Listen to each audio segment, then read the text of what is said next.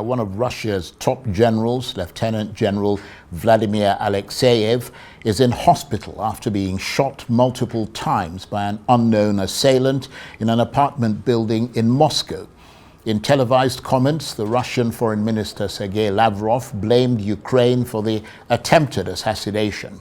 General Alexev is a senior figure in the Russian military and is the deputy head of military intelligence. He is reported to have been shot several times in the back and was rushed to hospital. The gunman got away and a massive police hunt is underway. This terrorist act has once again confirmed the intent of Ukrainian leader Volodymyr Zelensky's regime on continuous provocations aimed at disrupting the negotiation process. This regime is ready to do everything possible to convince their Western sponsors not to falter in their aim to derail the United States from its course towards achieving a fair resolution. That's the Russian Foreign Minister there, Sergei Lavrov. Well, for more on this, I'm joined now on the line from London by the author and international affairs analyst, Dr. Marek Laskiewicz. Good to see you, Dr. Laskiewicz. What do you make of this latest shooting and what appears to be an assassination attempt on another top Russian general who's played a significant role in the war in Ukraine? The most obvious explanation is that it was done by the Ukrainians, as the Russian foreign minister stated. If so, it has to be said that the Ukrainians are playing a somewhat risky game because assassinations don't go down well on the international stage, and Ukraine is, of course, a victim of Russian aggression, and so it kind of detracts slightly from the PR. Number two, if the assassinee survives, would appear to be the case, then he's likely to be far more, if you like, vehemently opposed to Ukraine, and therefore this may well backfire. And number three, just to add to the mess, is the fact that in this particular case, it not having succeeded does not actually look very good in terms of Ukrainian efficiency. And so from all these points of view, it's hard to see why the Ukrainians are playing this game, especially as the Russians could play the same game. After all, they could target President Zelensky and his entourage. It has to be said that because this is an act of terrorism as it stands, there are always more than one explanations. It has to be at least borne in mind it might be a false flag, in the sense the Russians might be doing this in order to discredit Ukraine for the reasons I've just stated, and on top of that, to discredit Ukraine in Western eyes and show that they're responsible for the failure of any peace negotiations. On the whole, the first, more obvious explanation is probably the right one, but the second cannot be entirely dismissed. Indeed. Of course, he was one of the top officers providing Vladimir Putin with intelligence for the full-scale invasion of Ukraine in 2022. So in that regard, I mean, it would seem as though Moscow's suspicion of Ukraine in this attempted assassination is justified. Yeah. On the whole, that is the more obvious explanation, the one that I would go for. However, there is another aspect to this. Let's say they managed to pull off the assassination. Russia does have a lot more generals. It's not as if this general is specifically superb in any way. And so there is this aspect that Ukraine wants to bring their war home to Russia, but Russia's been through far worse wars than this. I don't think it's a tactic that succeed any more than, for example, missiling and droning Ukraine will break Ukraine's spirit. So therefore, it is simply an event to be noted, and we wonder what will come out of this. That's the interesting one.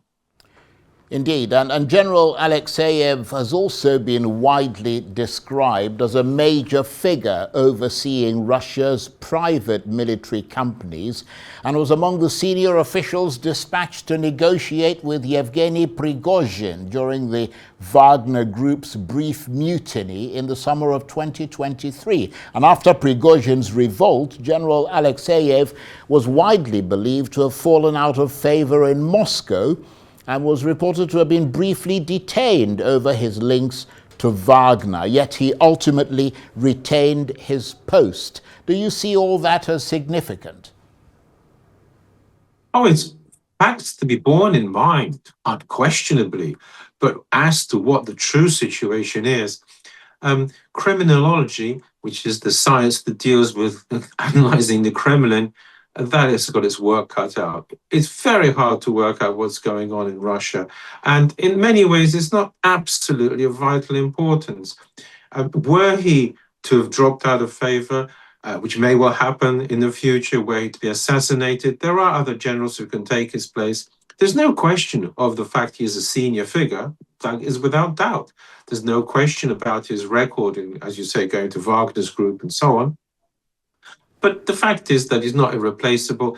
And what is interesting is what will come out of this. Will there be any political shake-up? For example, will suddenly Russia say that pull out of the talks on the basis that assassination attempt was made?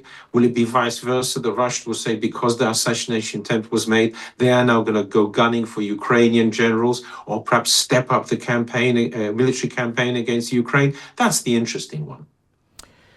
And I mean, to add to that rather thought-provoking analysis that you've given there, General Alexeyev is also under sanctions from Washington for his alleged involvement in efforts to interfere in the 2020 US presidential election. The UK also placed sanctions on him over the deadly 2018 Novichok nerve agent attack in Salisbury. What do you make of all that? Oh, I think it's quite true that these sanctions are quite correct about him by America and Great Britain. But this, of course, will add to his appeal in Russian circles, because precisely what the West doesn't like is what appeals to Russia. So in point of fact, although it would appear that these are serious problems for him, the exact opposite is true. Actually, in Russian eyes, that will make him more of a hero. So from that point of view, they're not specifically important. And in fact, to be quite honest, all these sanctions and the ICC, they simply don't work. We can see that President Putin operates as a free agent, more or less a free man. So does Netanyahu. The fact of the matter is the sanctions are, if you like, in effect, PR. There's no legal force behind them. And as a result, they're simply there, which, as I say, is a kind of medal in his favor in the Russian eyes, however badly he may be denounced here in the West.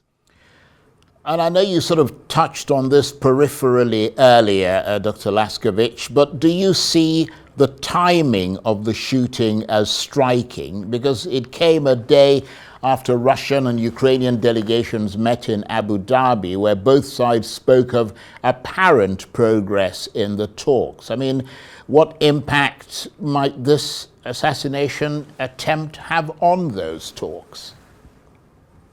Yes, it's interesting, isn't it? Were it to be a false flag assassination, that was carried out by the Russians themselves, because please note, he did survive, which in theory in an assassination attempt is not all that good. And therefore, it's entirely possible that it may well be used by the Russians as a way of pulling out of the talks for the time being. And so therefore, what is important is to note the next step. But the timing is interesting, yes. Interesting also, not during the talks, but just after. So, in other words, nicely past the point where Donald Trump might have said something. And interestingly, just waiting also to see if Donald Trump had made any comments about the negotiations and their failure, because after all they did was exchange a few prisoners of war. And so from that point of view, it's an interesting one. I think it's one where we should watch this space to see if it is going to be used in any way politically by the Russians or Ukrainians. We'll certainly be watching that space. Dr. Laskiewicz, thank you as ever. Dr. Marek Laskiewicz is the author and international affairs analyst who's talking to me on the line from London.